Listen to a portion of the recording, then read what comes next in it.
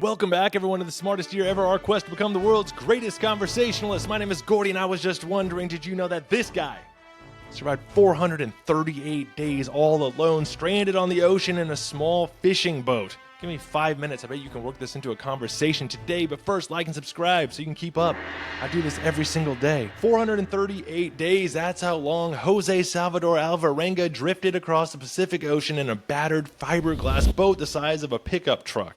On November 17, 2012, Alvarenga set out from the fishing village of Costa Azul off the coast of Chiapas, Mexico. He was tough. He was this hard-partying 36-year-old fisherman heading out for what should have been a 30-hour deep-sea fishing trip with a relatively inexperienced young crewmate named Ezequiel Cordoba. Alvarenga's usual fishing partner was unavailable, so he found Cordoba to fill in, and it started like any normal multi-day fishing trip for them, hoping to catch sharks, marlins, and sailfish, but soon they got hit by an unexpectedly violent storm. Rain lashed the 23-foot boat, waves smashed over the bow, damaging the motor and all electronics. Alvarenga had to dump his 1,000 plus pounds of fresh fish to make the boat maneuverable. By the time the storm eased, they had no oars, no anchor, no shade, and the radio batteries were dead. Most of their fishing gear was lost, and their motor was non-functional. So it was just two men alone with no food or fresh water in the endless Pacific Ocean. For the first weeks, they lived in their icebox cooler, like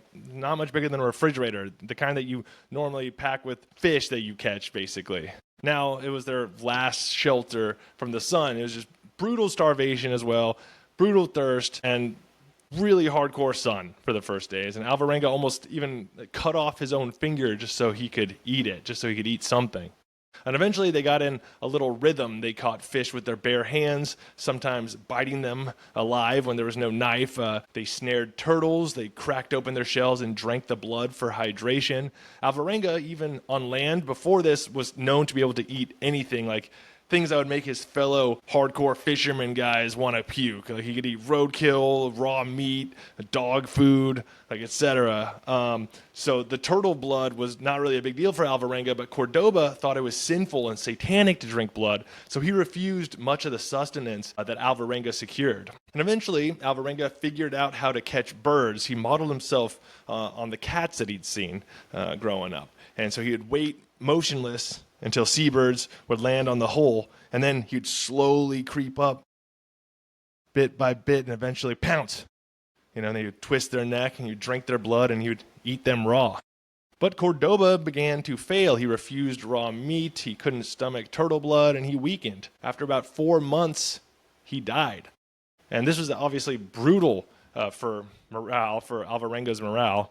And the impending loneliness almost drove Alvarenga to suicide. But before Cordoba died, Cordoba made Alvarenga promise that he wouldn't eat his body if he died. And then hallucinating and grief-stricken, Alvarenga kept Cordoba's corpse on the boat for 6 days, just talking to it and sleeping beside it and just acting like nothing had changed before he finally had this moment of clarity and he tossed the body into the sea. And we can obviously never be sure what actually occurred out there, but Alvarenga maintains that he did not eat Cordoba. Alvarenga endured the mental collapse with ritual. He charted the moon cycles. He kept a private dialogue running, sometimes with imaginary companions. He had the whale shark that stayed with him for an extended period that he would talk to. He hallucinated feasts like tortillas, pupusas, thinking of soup and stuff. But the ocean was just merciless. Salt ulcers gnawed at his skin, his hair bleached white. He would lick the floor of the boat for any moisture he could get. And he would make makeshift supplies from plastic debris that he found floating in the ocean. And to add insult to injury, after hundreds of days floating, he spotted a container ship that was going by, and he was waving frantically, getting their attention. And then the people on the ship saw him, and they even waved back. And he was like, "Oh my God, I'm going to be saved." And then they just kept going, and they never turned around. That, and at that point, that just crushed him. He was like, I am meant to die out here. Another time, he followed this flock of seabirds, convinced that they'd lead him to land, or tried to. It's really hard to. He was basically just floating the whole time, so there wasn't a lot of maneuvering he could do. But obviously, that didn't work for him either. Yet somehow his body held. Fresh rain kept him alive. Birds and turtles kept the calories coming, and his stubborn refusal to die, fueled by his Catholic faith and his sheer grit, carried him farther than anyone had ever managed before. He'd even become resigned to the fact that he would never be found, but he didn't want to kill himself, but he wasn't against the idea of dying, if that makes sense. Like, he wasn't like loving his life, but he was firm that he was not going to kill himself. Then after 14 months and roughly 6,000 miles, Alvarenga woke up and he spotted land. In January 2014, he saw trees, real trees, not some hallucinatory trees, and he had drifted all the way to the Marshall Islands. If he wouldn't have spotted this island, his next chance would have been to just continue drifting to northern Australia or Papua New Guinea or the Philippines. Like, he was really far, starting in southern Mexico, going all the way across the ocean to the Marshall Islands. And when the atoll was within reach, he dove from the boat and he swam for shore. He was weak, naked, but he clutched his lucky knife that had got him through this whole thing. And he collapsed in the sand, and some locals found him, and they fed him as much as they could. He would just eat voraciously, couldn't ever fill up, just eat as much as he could, and they got him medical attention.